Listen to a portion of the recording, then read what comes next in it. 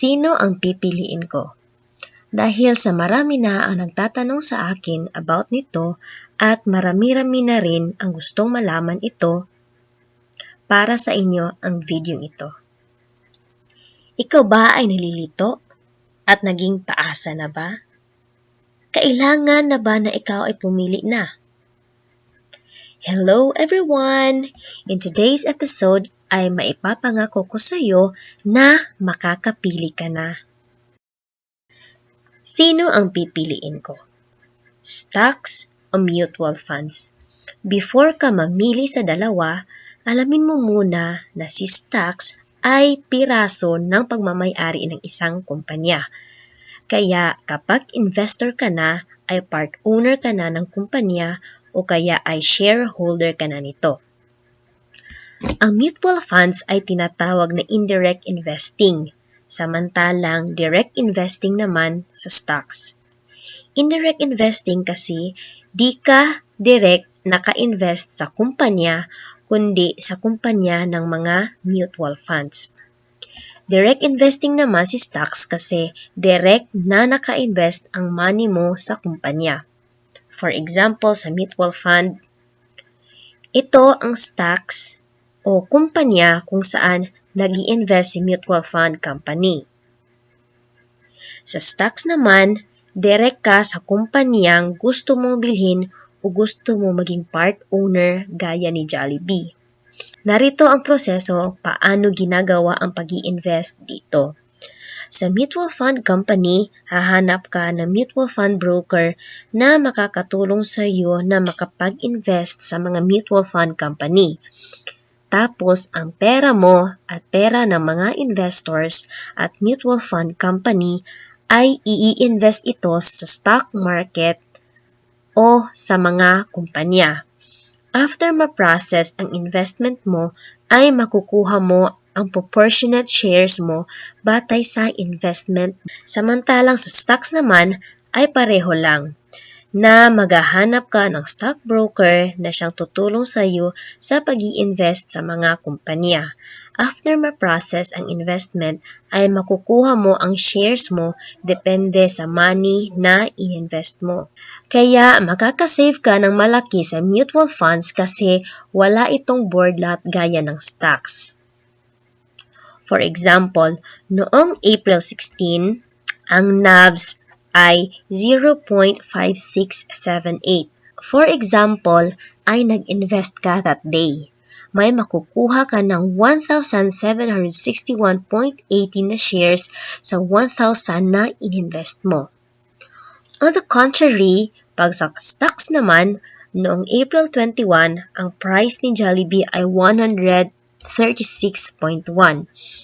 Assuming na nag-invest ka that day, you need at least 2,000 kasi nga 10 ang board lot ni Jollibee. So, meron kang total of 10 shares sa 2,000 pesos na in-invest mo. You can open a mutual fund account and trading account for stocks for as low as 1,000. Pwede na 500 for succeeding or additional investments. Pero may makukuha ka ng shares sa mutual fund kahit maliit lang ang kapital mo.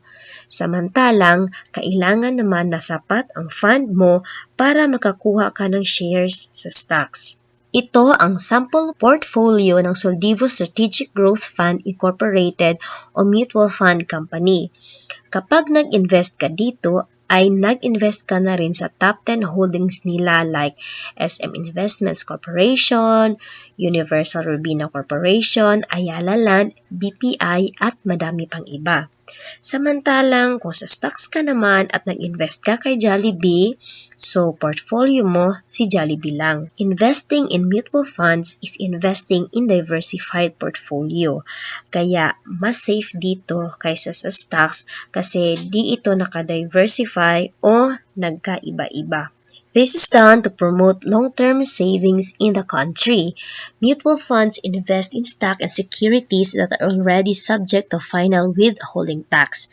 Therefore, investors' earnings in mutual fund are no longer subject to tax. Sa stocks naman, merong tax depende sa stock na binili mo. Mutual fund has fund managers na trabaho lamang ay mag-invest at mag-reinvest. Mutual fund provides you timely updates on your performance which are most available on demand. However, on stocks, you are your own fund manager. You do all the work and study. It requires you to timely manage your portfolio and account for changes and transaction costs. Dahil low risk si mutual fund dahil nakadiversify ito, kaya low return din siya, di gaya ni stocks na mataas ang risk kaya mataas din ang return kasi single stock lang ito at malaki ang number of shares. For example, sa Atram na Mutual Fund Company ay meron itong 12.26% yield to date noong 2019. Samantalang sa stocks naman last year ay mayroong 7.8% yield to date ang San Miguel Corporation. Patapos na ako.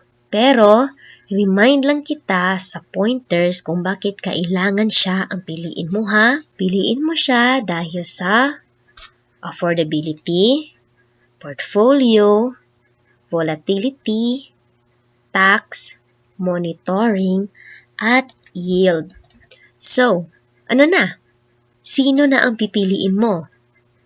Si stocks, mutual funds, o ako? Kapag ako ang pinili mo na magiging broker mo, ay matutulungan kita agad na makapagsimula na.